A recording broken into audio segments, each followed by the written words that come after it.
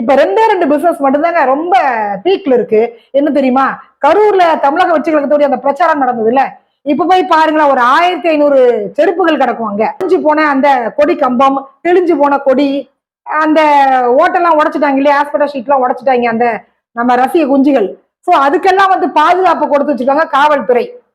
அங்க ஒரு 2, 3 போலீஸை போட்டு அதுக்கெல்லாம் பாதுகாப்பு. ஏன்னா அதெல்லாம் மிகப்பெரிய ஒரு ஆதாரம் இல்ல, ஆதாரத்தை கலைச்சிடக்கூடாது. அதனால ரொம்ப சேஃப்டியா வந்து அதை பாதுகாத்துட்டு இருக்கிறாங்க.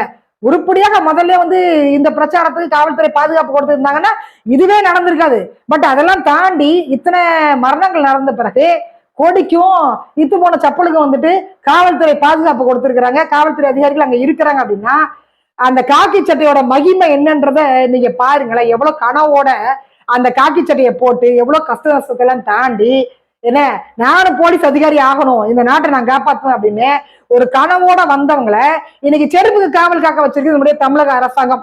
இதுதான் தமிழக அரசாங்கம் காவல்துறைக்கு கொடுத்த மிகப்பெரிய ஒரு பாராட்டு அப்படின்னு நான் பாக்குறேன். அவ்வளவு செருப்பு போயிடுச்சு, பொதுமக்கள் செருப்புக்கு என்ன பண்ணுவாங்க? அதனால வந்துட்டு இன்னைக்கு செருப்பு கடையில போய் பாத்தீங்கன்னா கூட்டம் அமோகமா இருக்குதுங்க, வியாபாரம் அமோகமா இருக்குது.